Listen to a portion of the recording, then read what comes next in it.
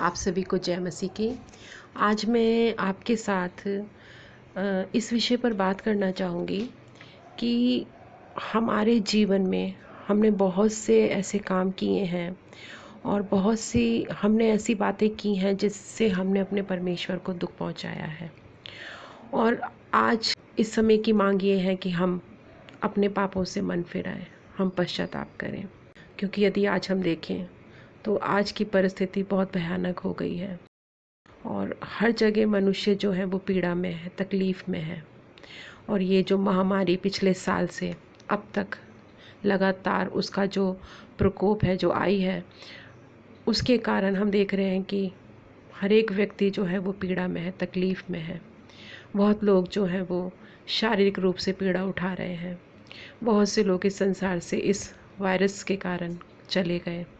बहुत से लोगों की नौकरियां चली गईं। बहुत से लोग आर्थिक तंगी का सामना कर रहे हैं। लोगों की जीवन शैली में एक बहुत बड़ा बदलाव आया है। सोचने वाली बात यह है कि परमेश्वर क्यों हमारी प्रार्थनाओं को नहीं सुन रहा। पिछले साल से लेकर अब तक ऐसा कोई नहीं होगा जिसने कोरोना वायरस के ख़त्म होने के लिए प्रार्थना ना की हो। और परमेश्वर ने जबकि हमें अधिकार दिया, हम उस अधिकार का इस्तेमाल भी कर रहे हैं। लेकिन जो आज के समय की मांग है वो ये है कि हर एक व्यक्ति जो है वो मन फिराए, हर एक व्यक्ति जो है वो पश्चाताप करें।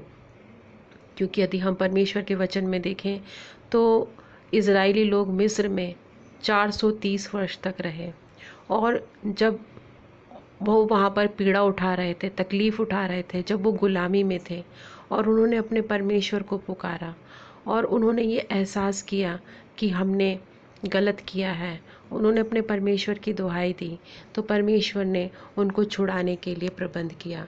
परमेश्वर ने अपने दास मूसा को भेजा कि वो उन्हें मिस्र से निकाले और उस जगह पर लेकर जाए जो आशीषों की नगरी है। तो वही परमेश्वर जो है वो आज भी चाहता है कि हम अपने पापों से मन फिराएं, हम पश्चाताप करें। यदि हम योएल की पुस्तक के 2 अध्याय के 12वें पद से पढ़ें तो वहाँ पर लिखा है कि यहोवा की ये वाणी है, अभी भी सुनो, उपवास के साथ रोते पीटते अपने पूरे मन से फिरकर मेरे पास आओ। अपने वस्त्र नहीं, अपने मन ही को फाड़कर अपने परमेश्वर यहोवा की ओर फिरो। परमेश्वर चाहता है कि हम अपने अपने पापों से मन फिराएं, हम पश्चाताप करें। हमने जो परमेश्वर को अनदेखा किया है, हमने जो परमेश्वर को अनसुना किया है, हमने जो परमेश्वर की बजाय हमने दूसरी चीज़ों को प्रायोरिटी दी है। निर्गमन की पुस्तक के 32वें अध्याय में हम देखते हैं कि जब लोगों ने देखा कि मूसा को पर्वत से उतरने में विलम्ब हो रहा है, तब वे हारून के पास इकट्ठे होकर कहने लगे, अब हमारे लिए देवता बना जो हमारे आगे आगे चले।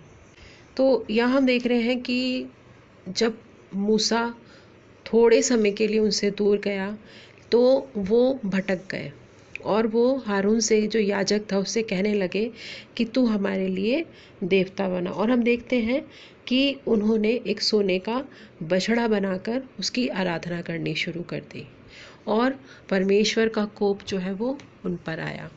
ठीक उसी तरीके से आज हम लोग भी परमेश्वर के बजाय जो हमें पापों की गुलामी से छुड़ा कर लाया, जिसने अपने इकलौते पुत्र को हमारे लिए दे दिया, लेकिन हम उस परमेश्वर को बहुत आसानी से अनदेखा अनसुना करके हम दुनियावी चीज़ों को अपनी ज़िंदगी में महत्व देते हैं। जैसे मोबाइल हो गया, जैसे टीवी हो गई, हम लोग इन चीज़ों में इतना फंस जाते हैं कि प्रार्थना का समय होने पर भी हम परमेश्वर को वो समय नहीं देते। और परमेश्वर का जो क्रोध है वो इस कारण अपने लोगों पर आता है क्योंकि परमेश्वर चाहता है कि उसके जो लोग हैं वो उसके साथ संगति करें, उसके साथ सहभागिता करें। क्योंकि जैसे यीशु मसीह ने यूहन्ना 15 में कहा कि मुझसे अलग होकर तुम कुछ भी नहीं कर सकते हो। तो यदि हम परमेश्वर की संगति और सहभागिता में नहीं हैं तो हम नष्ट हो जाएंगे। और इसलिए बहुत ज़रूरी है कि हम दूसरी चीज़ों को, संसारिक चीज़ों को प्रायोरिटी ना देकर हम अपने परमेश्वर को प्रायोरिटी दें, हम अपने परमेश्वर को अपनी ज़िंदगी में पहला स्थान दें। हमारा परमेश्वर अनुग्रहकारी, दयालु, विलम्ब से क्रोध करने वाला, करुणा निधान और दुख देकर पछताने हारा है। तो बहुत ज़रूरी है कि हम ऐसे परमेश्वर के पास लौट आएं। यदि हम उससे दूर चले गए हैं, यदि हमने उसे दुख पहुंचाया है, जिस कारण आज पूरा संसार इस महामारी का सामना कर रहा है, तो बहुत ज़रूरी है कि एक एक व्यक्ति अपने अपने पापों से मन फिराए और अपने परमेश्वर के पास लौट आए। यशाया की पुस्तक उसके 51 अध्याय के 12वें पद से 16 पद में लिखा है, मैं ही तेरा शांति दाता हूँ।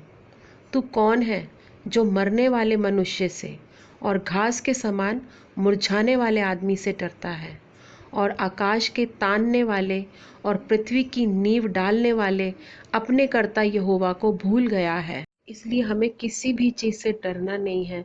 जैसे यहाँ लिखा है कि तू कौन है जो मरने वाले मनुष्य से और घास के समान मुरझाने वाले आदमी से डरता है। इंसान कब डरता है? जब वो अपने सृष्टिकर्ता परमेश्वर को भूल जाता है, जब वो अपने परमेश्वर से दूर हो जाता है।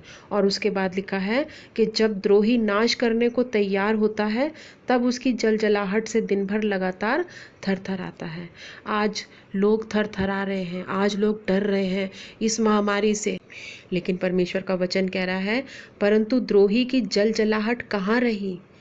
बंदी शीघ्र ही स्वतंत्र किया जाएगा, वो गड्ढे में ना मरेगा और ना उसे रोटी की कमी होगी।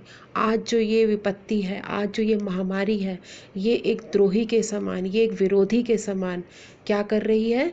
जलजलाहट को दिखा रही है, लोगों को डरा रही है। लेकिन परमेश्वर का वचन कह रहा है कि बंदी शीघ्र ही स्वतंत्र किया जाएगा। आज जो भी व्यक्ति इस महामारी के बंधन में है, परमेश्वर का वचन उस व्यक्ति को आशा दे रहा है कि वो शीघ्र ही स्वतंत्र किया जाएगा, वो गड्ढे में ना मरेगा, यानी परमेश्वर जो है उसे जीवन देगा। और साथ ही लिखा है, और ना उसे रोटी की कमी होगी। रोटी जो है वो हमारी संसारिक ज़रूरत को दिखाती है। तो परमेश्वर का वचन यह कह रहा है कि ना वो गड्ढे में मरेगा और ना ही उसे रोटी की कमी होगी। आगे लिखा है, जो समुद्र को उथल पुथल करता, जिससे उसकी लहरों में गर्जन होती है, वो मैं ही तेरा परमेश्वर हूँ। मेरा नाम सेनाओं का यहोवा है। परमेश्वर हमें यहाँ इस बात को याद दिला रहा है कि मैं कौन हूँ, मैं क्या कर सकता हूँ। इसलिए हमें इस महामारी से, इस विपत्ति से डरना नहीं है, इसकी जलजलाहट से दिन भर थरथराना नहीं है, क्योंकि हमारा परमेश्वर हमसे कह रहा है कि बंदी शीघ्र ही स्वतंत्र किया जाएगा, वो गड्ढे में ना मरेगा और ना उसे रोटी की कमी होगी। आगे परमेश्वर का वचन कहता है कि अगर हम इसी 51 अध्याय के 11वें पद को पढ़ें तो वहाँ लिखा है, यहोवा के छुड़ाए हुए लोग लौट कर जय जयकार करते हुए सिय्योन में आएंगे और उनके सिरों पर अनंत आनंद गूंजता रहेगा। वे हर्ष और आनंद प्राप्त करेंगे और शोक और सिसकियों का अंत हो जाएगा। परमेश्वर इस बात को कह रहा है कि आज जो लोग शोक में हैं, आज जो लोग सिसकियों में हैं, उनके शोक और सिसकियों का अंत हो जाएगा और उनके सिरों पर अनंत आनंद गूंजता रहेगा और वो हर्ष और आनंद प्राप्त करेंगे। तो परमेश्वर आज उन लोगों से बात कर रहा है जो इस पीड़ा में हैं, जो इस विपत्ति का सामना कर रहे हैं, जो इस महामारी का सामना कर रहे हैं। परमेश्वर ने अपने वचन में साफ साफ कह दिया है कि बंदी शीघ्र ही स्वतंत्र किया जाएगा और यहोवा के छुड़ाए हुए लोग लौट कर जय जयकार करते हुए सिय्योन में आएंगे। लौट कर कौन आता है? वो आता है जो परमेश्वर से दूर हो जाता है। तो आज अगर हम चाहते हैं कि हम स्वतंत्र हों और हम गड्ढे में ना मरें और ना ही हमें किसी चीज़ की कमी हो, तो बहुत ज़रूरी है कि हम अपने परमेश्वर के पास लौट कर आएं। 51 अध्याय के 16वें पद में यहाँ पर लिखा है, मैंने तेरे मुंह में अपने वचन डाले और तुझे अपने हाथ की आड़ में छिपा रखा है। परमेश्वर ने हमें अपने हाथ की आड़ में छिपा रखा है। जब परमेश्वर ने हमें अपने हाथ की आड़ में छिपा रखा है, तो फिर कौन सी चीज़ है जो हमें नाश कर सकती है? कौन सी चीज़ है जो हमें छू सकती है? जैसे परमेश्वर का वचन रोमियो उसके 8वें अध्याय के 31वें वचन में कहता है कि जिसके पक्ष में परमेश्वर है, उसके विरोध में कौन हो सकता है? जब हमारे परमेश्वर ने हमें अपने हाथ की आड़ में छिपा रखा है, तो फिर कौन हमारे विरोध में हो सकता है? भजन संहिता 91 उसके पहले पद में लिखा है, जो परम प्रधान के छाए हुए स्थान में बैठा रहे वो सर्वशक्तिमान की छाया में ठिकाना पाएगा। यानी जो परम प्रधान के छाए हुए स्थान में बैठा रहेगा। ये नहीं कि परम प्रधान के पास गया और फिर उठकर चला गया। आपको अपने परम प्रधान की छाया में बैठा रहना है, आपको उसकी उपस्थिति में बैठा रहना है, क्योंकि तभी आपको ठिकाना मिलेगा। इसके तीसरे पद में लिखा है, वो तुझे बहेलिए के जाल से और महामारी से बचाएगा। वो तुझे अपने पंखों की आड़ में ले लेगा और तू उसके परों के नीचे शरण पाएगा, और उसकी सच्चाई तेरे लिए ढाल और झिलम ठहरेगी। तो परमेश्वर का वचन जो है वो हमें शांति देता है, वो हमें आशा देता है। लेकिन शांति और आशा देने के साथ साथ परमेश्वर का वचन हमसे कुछ डिमांड भी रखता है। परमेश्वर का वचन ये डिमांड रख रहा है हमसे यहाँ पर कि अगर हम ये चाहते हैं कि हम महामारी से बचें, अगर हम चाहते हैं कि हम अपने परमेश्वर के पंखों की आड़ में सुरक्षित रहें, तो उसके लिए हमें अपने परम प्रधान के छाए हुए स्थान में बैठा रहना होगा, उसके साथ समय बिताना है और उसको हमें अनदेखा और अनसुना नहीं करना है। यशाया की पुस्तक उसके 43वें अध्याय में परमेश्वर यह इस तरह से कहता है, मत डर, क्योंकि मैंने तुझे छुड़ा लिया है, मैंने तुझे नाम लेकर बुलाया है, तू मेरा ही है। जब तू जल में होकर जाए मैं तेरे संग संग रहूँगा, और जब तू नदियों में होकर चले तब वे तुझे ना डुबा सकेंगी। जब तू आग में चले तब तुझे आँच न लगेगी और उसकी लौ तुझे ना जला सकेगी, क्योंकि मैं यहोवा तेरा परमेश्वर हूँ, इज़राइल का पवित्र, मैं तेरा उद्धार करता हूँ। यह परमेश्वर जो है इस बात को कह रहा है कि चाहे हम आग जैसी परिस्थिति से होकर जाएं, वो हमें जला नहीं सकती। चाहे हम नदी में से होकर जाएं, जल में से होकर जाएं, वो हमें डुबा नहीं सकता। क्यों? क्योंकि मेरा परमेश्वर जो है वो यहाँ इस बात को कह रहा है कि मैं तेरे संग हूँ, मैं तेरे संग संग रहूँगा, मैं यहोवा तेरा परमेश्वर हूँ, इज़राइल का पवित्र, मैं तेरा उद्धार करता हूँ। तो जब हमारा परमेश्वर हमारे साथ है तो हमें ये आशा रखनी है, हमें विश्वास रखना है कि कोई भी विपत्ति, कोई भी परेशानी, कोई भी महामारी जो है वो मेरा कुछ नहीं बिगाड़ सकती, क्योंकि जो मेरे साथ है वो उससे बड़ा है जो मेरे अगेंस्ट है। और कोई भी ऐसा हथियार जो मेरे विरोध में दुष्ट ने खड़ा किया है वो मुझ पर सफल नहीं हो सकता।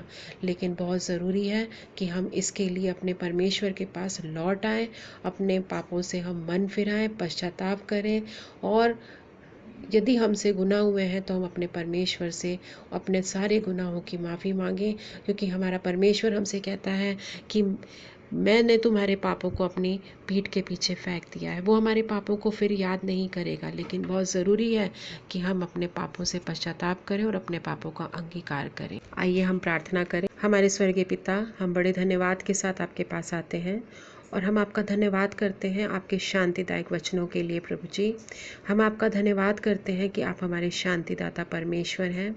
आपने हमसे वायदा किया है कि तू ना मरेगा और ना तुझे रोटी की कमी होगी, और मैंने तुझे अपने हाथों की आड़ में छिपा रखा है। हाँ प्रभु जी, आपने हमसे ये वायदे किए हैं प्रभु, हम इसके लिए आपका धन्यवाद करते हैं। प्रभु, आप चाहते हैं कि प्रभु जी हम आपके पास लौट आएँ प्रभु जी, क्योंकि जब हम आपके पास लौट आएंगे प्रभु जी, तो प्रभु आपने कहा है कि सारी सिसकियों का, सारे शोक का अंत होगा प्रभु जी। और प्रभु जी, आप हमारे सिरों पर प्रभु जी हमेशा का आनंद प्रभु जी रखेंगे प्रभु जी। इसलिए खुदावंद, हम आपसे विनती करते हैं प्रभु जी, हर एक कठोर और हठीले मन के लिए प्रभु जी, जो आपसे दूर है प्रभु जी। आपका वचन ऐसा हथौड़ा है प्रभु जी, जो कठोर से कठोर हृदय को तोड़ देता है प्रभु जी। होने दीजिए प्रभु जी, जो वचन आज हमने सुने हैं प्रभु जी, खुदावंद हम आपके वचनों पर प्रभु जी भरोसा रखें प्रभु जी, आपके बातों पर हम भरोसा रखें और आपके पास लौट आए प्रभु जी, क्योंकि आपके पास लौट आने में ही प्रभु जी हमारी सुरक्षा है प्रभु। हम प्रार्थना करते हैं इस महामारी के लिए, इस विपत्ति के लिए प्रभु जी। खुदावंद, हम आपसे विनती करते हैं प्रभु जी, आप अपने लोगों पर दया करें प्रभु जी, और जो इस कोरोना वायरस का सामना कर रहे हैं प्रभु जी, जो इस कोरोना वायरस की चपेट में आ गए हैं प्रभु जी, आप प्रभु जी उनकी पीड़ा को दूर करें, आप उन्हें चंगा करें। और प्रभु जी आप अपने वचन के मुताबिक कि मैंने तुझे अपने हाथ की आड़ में छिपा रखा है प्रभु, आप एक एक को प्रभु जी अपनी सुरक्षा में रखें और इस बीमारी से और इस विपत्ति से आप उन्हें छुटकारा दें। हम सारा आदर सारी महिमा आपको देते हैं और इस प्रार्थना को धन्यवाद के साथ प्रभु यीशु मसीह के नाम से मांग लेते हैं, आमीन।